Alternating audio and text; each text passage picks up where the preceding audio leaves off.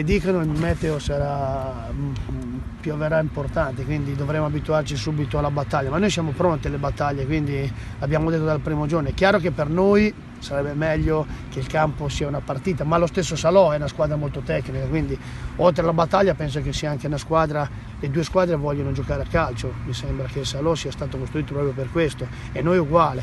Poi se il campo non lo permetterà dobbiamo essere pronti alla battaglia, a lottare su ogni palla. Se il campo è pesante dovremo abituarci subito, ma ho visto la squadra anche questa pronto a questo, nel senso che noi anche abbiamo fatto un ulteriore passo in avanti sulla mentalità. Quando c'è da usare il fioretto si usa il fioretto, quando c'è da usare la spada si usa la spada. È un processo che sinceramente, vi dico la verità, di crescita è stato molto più lento e molto più veloce di quello che mi aspettavo. È chiaro che adesso dobbiamo proseguire, ci saranno degli inciampi e tutti così gioieranno degli inciampi che faremo, ma noi siamo pronti a questo. A livello di squadra, Mandorlini sta finalmente bene, l'abbiamo visto anche allenarsi sempre in settimana. Tabanelli non è pronto per giocare, verrà per la prima volta via in questo campionato per abituarsi al clima, che cosa vuol dire preparare una partita, concentrarsi via, ma non è pronto per giocare. Mandorlini è guarito, ma ancora mi sembra un po' indietro fisicamente, quindi ho dei dubbi ancora a centrocampo, ho dei dubbi davanti che me li devo portare, quindi oggi è una rifinitura importante, cercheremo di guardare meno possibile, devo sbagliare, anche se ho detto la perdita di Serena, che tutti la considerano una cosa normale, in questo momento secondo me Serena era in una condizione ottima per giocare titolare anche domani. Visto anche tutti i problemi di cui hai appena parlato. Sì, visto i problemi, ma anche perché io penso che è inutile guardare le carte d'età. Se un giocatore, anche se è giovane, 97, 98, merita di giocare, è giusto che giochi. Serena in questo momento secondo me aveva dimostrato di essere in grande condizione e la perdita ieri secondo me mi ha privato di una pedina importante. Poi è chiaro che ci sono giocatori che lo possono sostituire, siamo una rosa importante, quindi devo trovare la soluzione giusta. E quindi qual è la rosa? Mandorlini viene da solo una settimana di allenamenti, era partito bene, poi in finale l'ho visto un po' più affaticato. C'è Carlo che si sta riproponendo, c'è Mazzocco che sta cominciando a smaltire il problema che ha avuto alla mano, perché pensavo che fosse meno serio di quello, invece secondo me gli ha creato grossi problemi proprio di stabilità, anche di equilibrio, e proprio per poi come andare a cadere. E poi c'è altre soluzioni che non vi dico, ma che ho provato anche in settimana, che potrebbero essere importanti. Pulsetti comunque lo tieni tra le linee, avevi detto l'ultima volta non stava benissimo e l'ho messo più vicino alla porta, ti è piaciuto, lo lasci là? Sì, questo è quello che ho detto adesso e mi hai anticipato quello che ho provato all'inizio settimana. Okay. Con Pulsetti diciamo mezzala, tanto io non è che avete detto che non faccio mai porte chiuse, se non oggi, ma se volete stare voi potete rimanere, proprio per questo, per provare varie soluzioni. Alla settimana avevo provato Pulsetti mezzala con Candido tre quarti, ho provato anche a un altro giovane vicino alle linee, quindi vediamo oggi come rispondono, poi ho detto domani cercherò di tirare fuori gli 11 migliori. Se ti dicevi, vabbè, insomma, fermo restando che il Padova deve pensare al suo atteggiamento per la sua partita, ma domani quale può essere magari un consiglio al di là del valore da Feralpi, il campo, intanto il Feralpi Salò che è stato costruito anche loro per cercare di fare un campionato di vertice, e quindi bisogna stare attenti a questo, alle loro caratteristiche. Sono in un buon momento perché vengono da 7 risultati consecutivi utili, hanno trovato una loro stabilità, hanno cambiato anche il loro sistema di gioco, sono partiti con un 3-5-2, adesso fanno un 4-3-1-2, quindi il loro tecnico Serena, che come stimo anche come persona, li ha sistemati.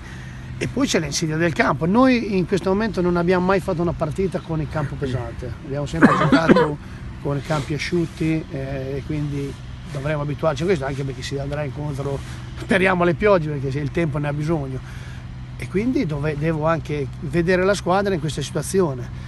Però le insidie sono principalmente le nostre, io ho più paura dei miei che tutti diciamo guardare, dobbiamo vincere, no, noi dobbiamo cercare di proseguire la stessa positiva, poi vincere è chiaro che tutti andiamo per vincere, però l'importante è mantenere un equilibrio mentale per proseguire questa corsa a tappe che si concluderà, ho detto, il 2 maggio. Però si sta avviando verso una conclusione che tutti come mercoledì siamo effettivi, quindi Sono contento perché avere a tutte le disposizioni mi dà la possibilità di scegliere, sperando di sbagliare meno possibile, però siamo detto in un buon momento. Serena, ci sarà la sfida nel nome del padre? Ieri ho avuto un problema, diciamo, ho preso una botta al ginocchio, vediamo se oggi riesce a fare allenamento, se no spero di recuperarlo per mercoledì. Evidentemente è il segno del destino che non possa incontrare il babbo, almeno adesso mi sembra difficile, però vediamo, c'è ancora 48 ore, vediamo se riusciamo a recuperarlo, se no dobbiamo fare di tutto per recuperarlo mercoledì perché era in un buon momento.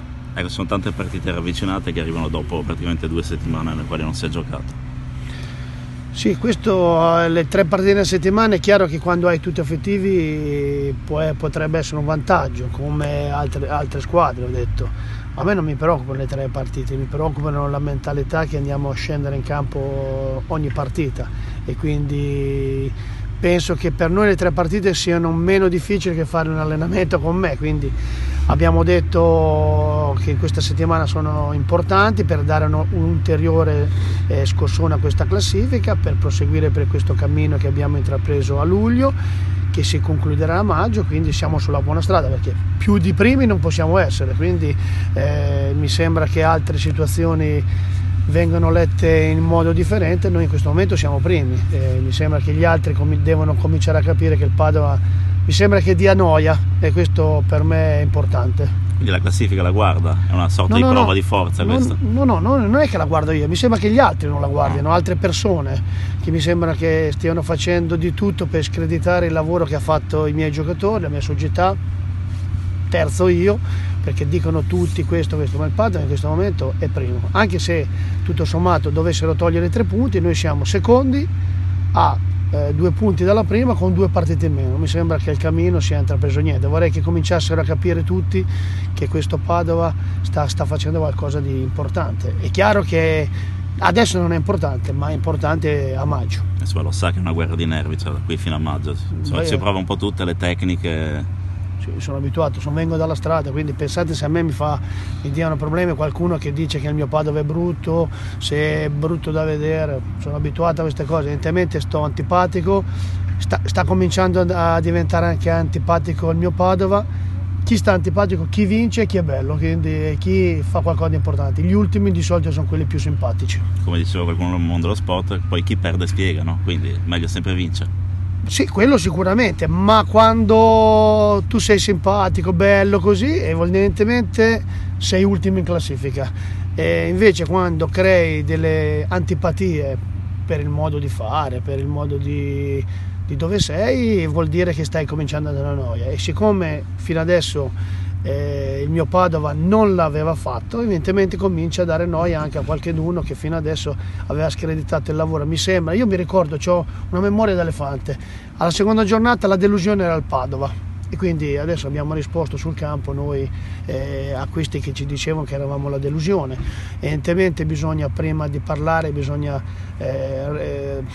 meditare tanti secondi. Io non ho studiato, vengo dalla strada, ho detto ma prima non do giudizi sugli altri, non è la mia caratteristica, vedete, non l'ho mai fatto. Secondo, vengo al campo tutti i giorni mettendomi in discussione quello che ho fatto il giorno prima, quindi mi danno lo stimolo ancora di più per venire al campo e cercare di migliorare quello che non riesco a migliorarmi. Scusa, mister, ho perso forse io qualche passaggio, ti riferisci sempre a quel famoso episodio di qualche giornata fa oppure quando dici che screditano il tuo lavoro c'è qualche... No, non il mio lavoro, a me sinceramente screditare il mio lavoro non è... No, ma chiedevo se ti riferisci a qualcuno in particolare o se è un discorso generale, perché vedo anche nelle testate nazionali, no? Il Padova non è primo, ci rimarrà per un secondo, ci rimarrà per una giornata, mi viene da dire, ho detto la delusione era il Padova, no? Se vi ricordate la terza giornata la delusione era il Padova.